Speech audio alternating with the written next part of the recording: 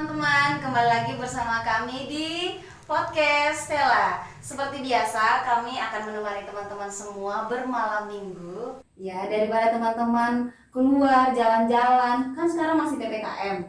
Mendingan di rumah nontonin kami, stay tune di channel kami. Siapa tahu teman-teman bisa terberkati dari acara kita malam hari ini. Nah, teman-teman, malam hari ini kita kehadiran bintang tamu yang sangat spesial. Sangat spesial. Kenapa saya bilang spesial? Karena kita kehadiran Ibu Endang. Nah, beliau adalah salah satu dosen di STT Elohim Indonesia. Nah, Ibu boleh memperkenalkan nama? Ya, nama saya Endang, tapi nama artis saya Meling. Meling. Nama artis ya? Nama artis. Ya, nama artisnya juga. Ya, jadi saya sudah melayani di Stella hampir 28 tahun. 28 tahun. Ya, 28 tahun. Terima kasih untuk undangannya di podcast Stella ini. Iya. Luar biasa sekali. Terima kasih juga Ibu sudah meluangkan waktu boleh sharing bersama kami malam hari ini. Nah, teman-teman, saya dapat informasi nih Bu, kalau misalnya Ibu itu lagi menulis buku. Benarkah Bu Ibu masih menulis buku?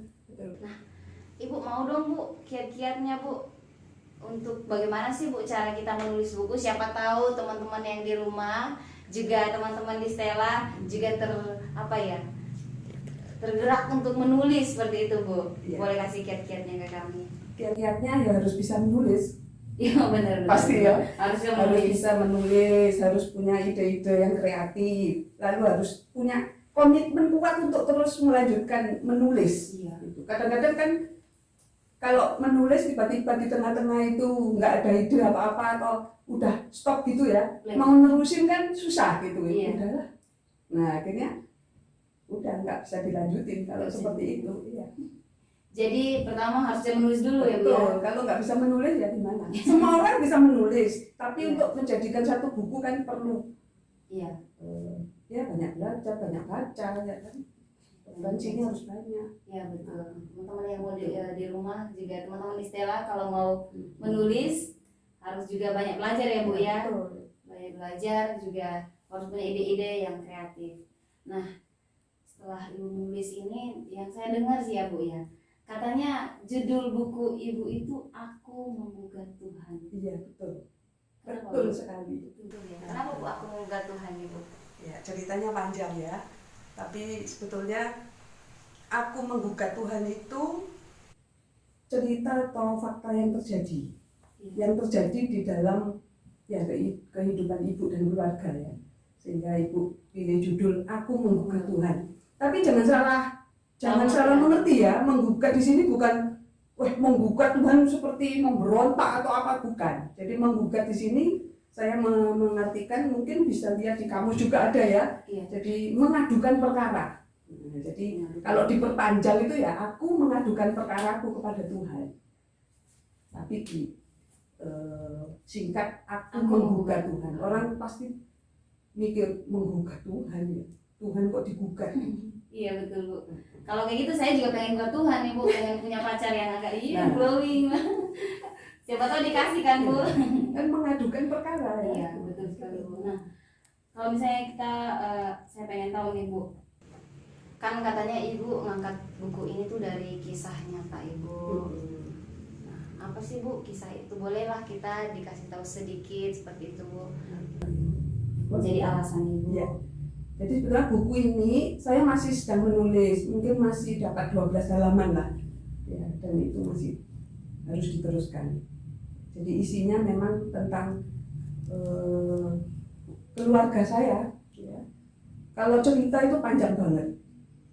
Karena kasus ini sudah mulai tahun 91 ya sebetulnya. 91 itu kasus orang tua saya sudah mulai didiskusikan bersama-sama, tapi tidak dilanjutkan. Baru setelah itu tahun 2004 muncul lagi. Jadi kasus yang dialami keluarga saya adalah masalah, ya kalau saya mengatakan itu penipuan ya. Jadi penipuan atau penyerobotan yang dilakukan seorang hamba Tuhan itu ya, yang dilakukan kepada keluarga saya, sampai akhirnya ya semua khususnya tanah ya atau warisan lah, yang itu harusnya hak kami kan, tapi itu ya hilang begitu saja. Itu singkatnya seperti itulah, karena ini menyangkut banyak orang, jadi ya saya hanya bisa menyampaikan sesingkat itu. Kalau mau jelasnya ya nanti setelah bukunya selesai baru dibaca. Nah Ibu kan kalau misalnya kita lihat dari kasus Ibu ini kan, ini kasus penipuannya nih Bu. Bagaimana sih Bu? Apakah Ibu pernah nggak sih Bu terbersit di pikiran Ibu pengen melakukan tindakan yang ya di luar firman Tuhan ya kita bilang? Ya iyalah, pasti, karena itu kan sakit hati ya. Karena ternyata yang ini begini ya, waktu terjadi kasus ini tidak ada seorang teman pun yang berpihak kepada kami, karena menyangkut hamba Tuhan. Takut toh, namanya hamba Tuhan kok dituduh. Nah kan gitu toh, wah nggak mungkin toh, hamba Tuhan itu kan nggak mungkin menipu, nggak mungkin menyerobot, nggak mungkin melakukan hal-hal yang ini kan. Jadi teman-teman pada takut semua. Jadi saya ini seperti seorang diri. Teman-temannya Ibu? Iya, teman-teman. Hanya beberapa orang saja yang memang mendukung waktu itu. Ya saya maklumi ya, karena memang ya itu tadi ada istilah hamba Tuhan, jadi orang pada takut. Nek ngomong hamba Tuhan kan, wah jangan deket-deket lah, apalagi ini berurusan sama hukum ya. Gitu. Jadi ya seperti harus berjuang sendiri. Ya saya berjuang bersama ya kakak-kakak saya. Ya intinya seperti itu.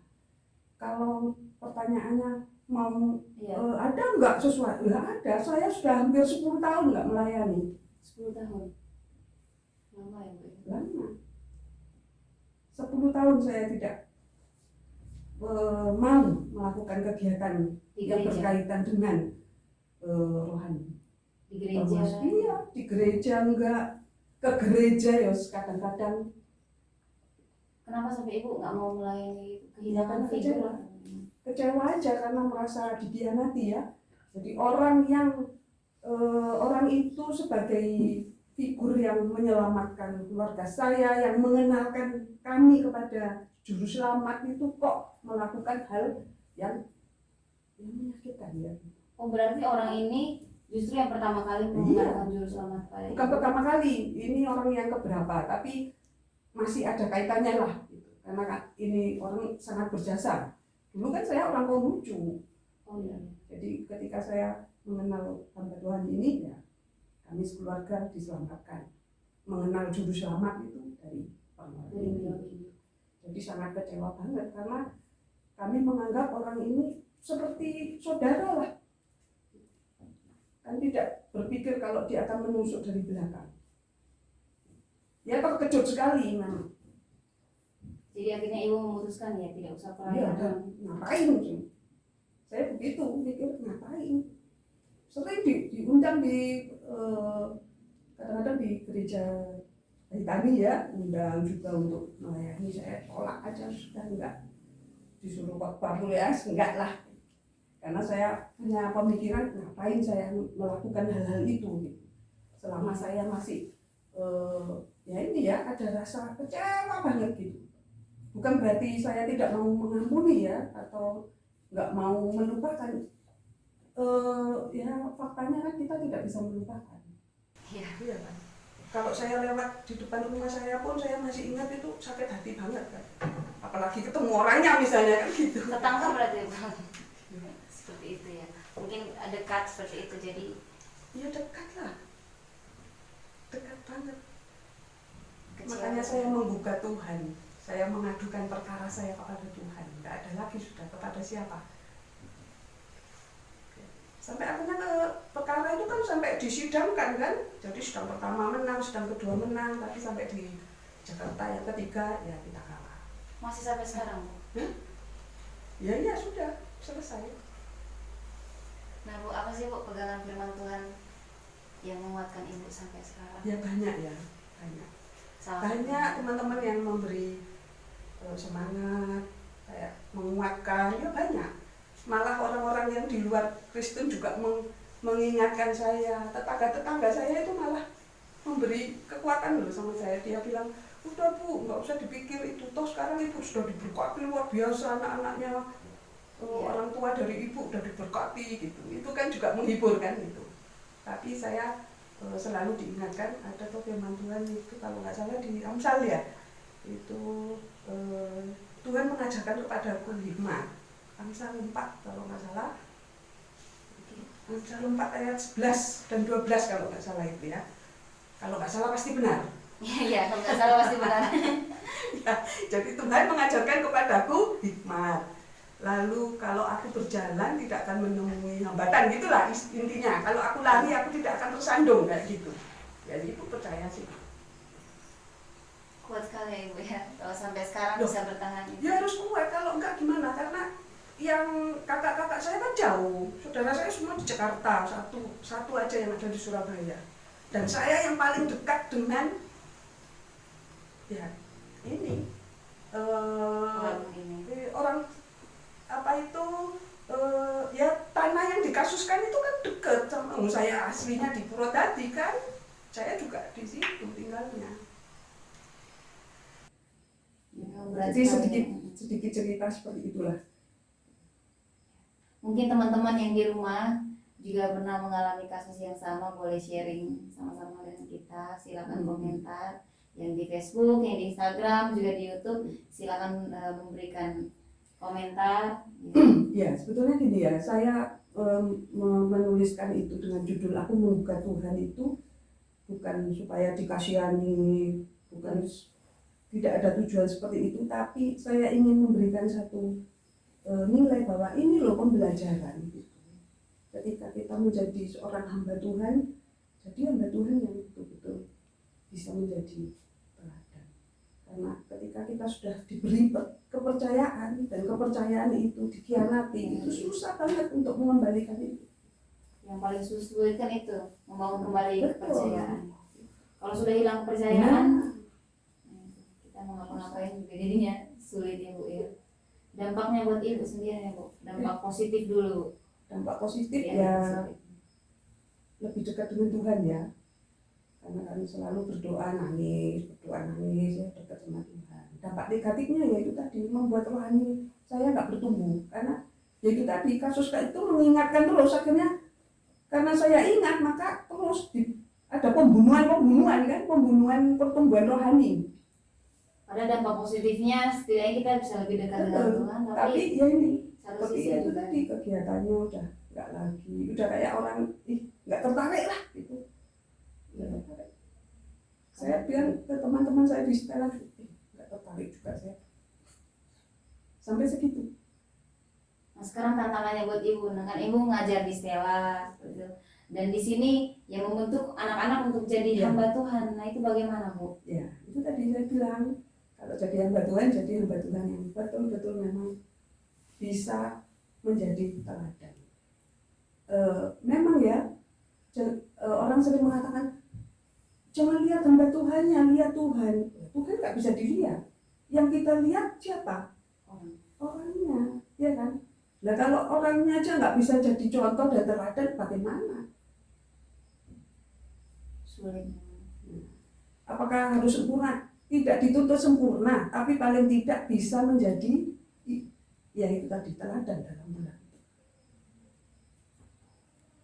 Kalau memang udah nggak bisa jadi hamba Tuhan, ya berhentilah jadi hamba Tuhan, nggak usah dilanjutin, daripada membuat orang lain udah hilang kepercayaan.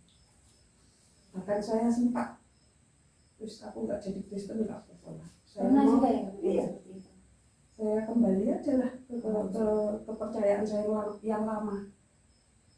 Benar itu. Tapi anak-anak saya selalu mengingatkan. Dukungan dari mereka. Sempat itu. sampai sejauh itu. Nah, sampai sejauh itu. Memang kasusnya ini ya berkaitan langsung dengan kehidupan hamba Tuhan yang notabene-nya kita lihat hamba Tuhan itu kan ya pasti kehidupannya bagus. Iya, gitu. betul. Dan untuk tindakan-tindakan kayak gitu kayaknya sedikit tidak mungkin. Tapi faktanya yang kita lihat di luar daripada itu. Pokoknya terkejut lah melihat keadaan seperti itu. Ibu pernah kali terpikirnya nggak mau melayani lagi, termasuk melayani di Stella seperti itu Bu? Apalagi kan ya situasinya ibu harus mendidik Iya. anak-anak jadi hamba Tuhan. Iya, pernah berpikir seperti itu. Nah, sudah 10 tahun saya nggak mau melayani di gereja. Kalau sekarang Jadi kalau saya mengajar karena memang ya saya sebagai guru ya kan guru ya harus pekerjaannya mengajar, ya saya lakukan aja tugas saya. Tapi untuk kegiatan yang berkaitan dengan rohani saya nggak mau saya. kalau 10 tahun yang lalu berarti kira-kira tahun berapa itu? 2012. Iya, 2011. sekitar itu.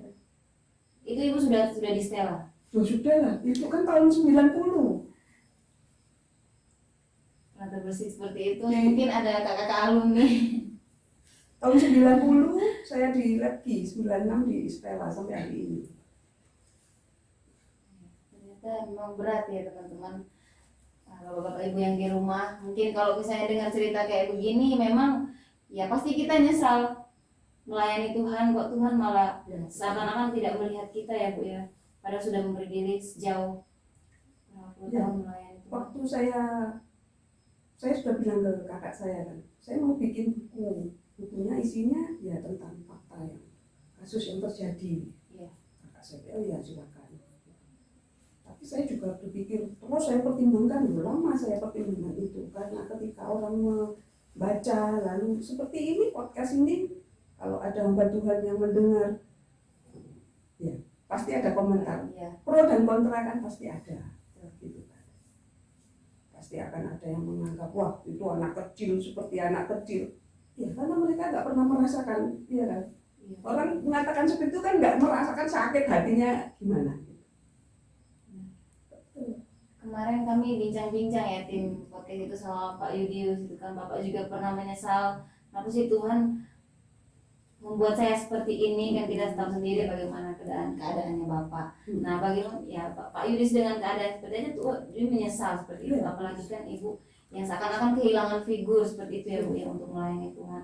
Memang itu kekecewaan yang sangat mendalam. Untuk mengembalikan kepercayaan itu, wah saya butuh tenaga ekstra loh, bener. Dan sampai hari ini saya masih merasakan kalau saya bicara dengan orang lain ya atau ya hamba Tuhan lain lah, itu masih ada loh rasa ini bener tulus apa enggak ini bisa dipercaya.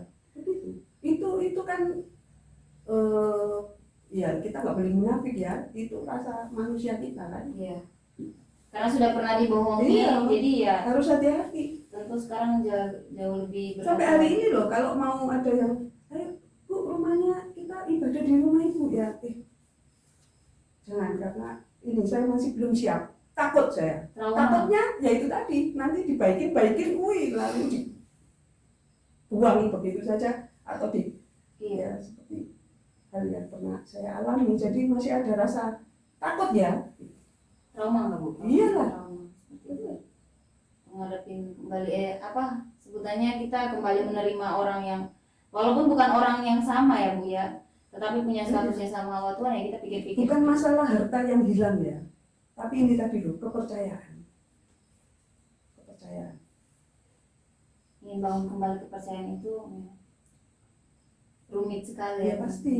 apalagi teman-teman yang di rumah yang pacaran kalau sudah dihianati sekali membangun rasa percaya itu pasti sulit. Nah sama nih ibu juga punya perasaan yang sama kayak teman-teman di rumah, apalagi malam minggu kayak gini ya, yang jomblo mending di rumah mungkin sudah dihianati juga, hilang rasa percayanya.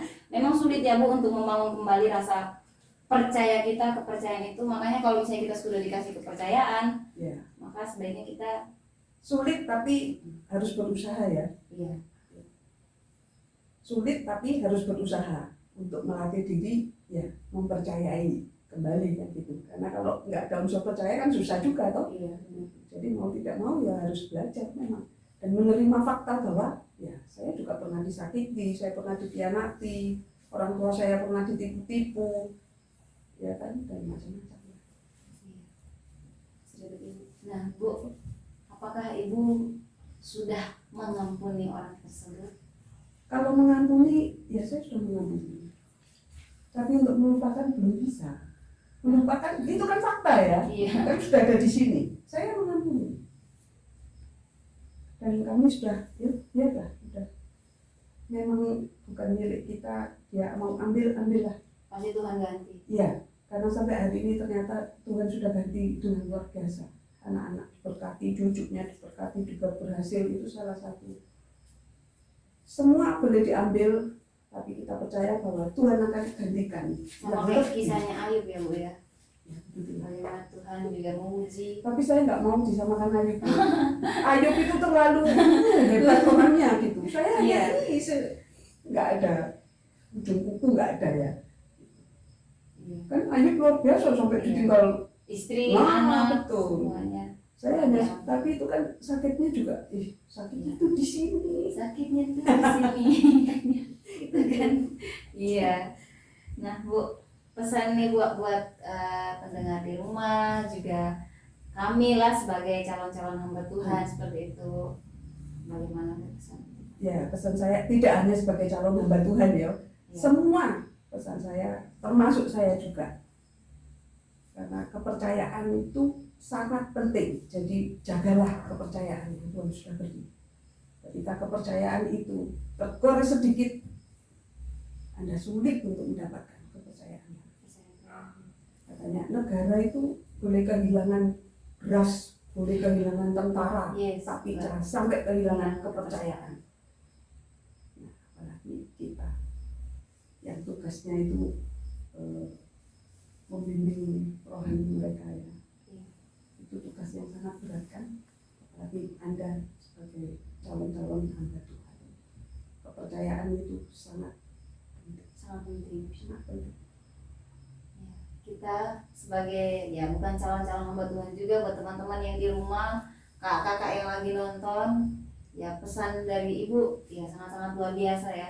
Bagaimana kita harus menjaga benar-benar kepercayaan yang sudah dikasih baik dari Tuhan ya Bu ya. Tuhan juga pasti untuk kasih kita kepercayaan. Kita ngomong kok kayaknya tegang banget ya. Mungkin kita minum kopi dulu. Oh boleh Bu, ngopi dulu. Iya kan sudah ada tuh. Iya, Podcast kita apa? ngopi. Ngobrol pintar. Nah, ya kita ngopi dulu ya. Maaf ya. Ya silakan boleh sambil ngopi dulu. Luar biasa. Nah kita mau lanjut lagi nih Bu. Tapi saya cuma mau tanya sedikit aja nih Bu. Kiat-kiat lah buat kami untuk bagaimana sih menjaga kepercayaan itu. Kiat untuk kami, bagaimana kami bisa menjaga rasa percaya ya sudah termasuk ya dosen memberikan kepercayaan kepada kami ya seperti yang kami lakukan ini. Bagaimana Bu kami bisa menjalankannya dengan baik. Ya pasti harus ada komitmen dari diri ya, dari diri sendiri. Komitmen itu penting untuk menjaga apa? Menjaga kepercayaan yang sudah diberikan. Itu aja. Kalau Anda nggak punya komitmen ya sudah nggak bisa. Semua kan harus ada komitmen dari diri sendiri. Kemauan ya. Harapan saya sih bukunya bisa cepat selesai. Amin. Bisa cepat selesai. Kami juga sih Bu merindukan Ibu kasih kami satu Bu biar kami bisa baca-baca. Siapa tahu kan Bu kami juga terbeban untuk menulis ya Bu ya. Karena ya Pak Sugeng, Pak Didi, mereka adalah teman-teman yang mendukung ya. Waktu terjadi saya harus menghadapi kasus itu, lalu ya datang ke persidangan, harus izin di Stella, harus izin dan sebagainya ya. Lalu Pak Didi itu juga sering bikin buku ya. Berarti ada dukungan dari teman-teman Stella luar biasa. Yang pentingnya Bu kalau misalnya kita dalam masalah dukungan dari teman-teman. Iya, orang-orang terdekat ya. Saya merasakan orang-orang terdekat hilang semua saat kasus itu dimunculkan. Ya itu tadi karena hamba Tuhannya itu. Kalau orang biasa mungkin yang dukung saya banyak. Tapi karena ada sosok ini hamba Tuhan, orang jadi kayak gimana ya, kayak takut kah? Iya, takut. Ya, seperti itulah. Memang pembicaraan kita malam hari ini cukup panas, juga sedikit ya membuka pikiran kita sebagai anak-anak Tuhan, sebagai calon-calon hamba Tuhan juga, bagaimana kita menjaga integritas ya Bu, Ya, menjadi hamba Tuhan yang berintegritas, jujur, mampu juga untuk dipercaya.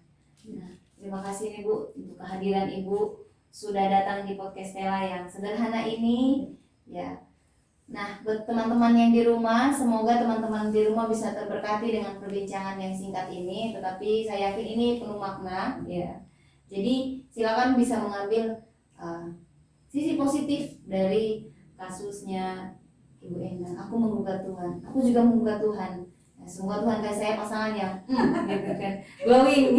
Kalau teman-teman Stella itu kalau ngomong soal pasangan, buat apalagi teman-teman yang muda yang di rumah kalau ngomong soal pasangan, ya gugat Tuhan aja nggak apa-apa ya. Tapi kita harus arah sepemikiran, makanya kita mengadukan perkara kita kepada Tuhan seperti itu. Terima kasih untuk teman-teman semua yang sudah menonton. Ya, buat teman-teman di YouTube, Facebook, juga Instagram, jangan jemu-jemu untuk nonton kami. Juga kami sangat-sangat membutuhkan saran ya, dukungan dan saran dari teman-teman semua untuk supaya kita bisa maju bersama. Nah, Ibu bisa menutup kita di dalam doa sebelum kita mengakhiri. Ya, doa. Bapa di surga, terima kasih kalau malam hari ini kami boleh berbincang-bincang sedikit Tuhan tentang apa yang terjadi dalam kehidupan hamba-Mu, sehingga itu bisa disiapkan dan itu menjadi pembelajaran dan berkat bagi banyak orang. Dan berkati podcast Stella ini untuk menjadi berkat buat banyak orang juga. Terima kasih, dalam nama Yesus kami mengucap syukur. Amin. Terima kasih semua. Saya bersama dengan Ibu, sama-sama kita mau mengucapkan shalom dan selamat tinggal. Dadah teman-teman, shalom. Terima kasih, Tuhan Yesus memberkati.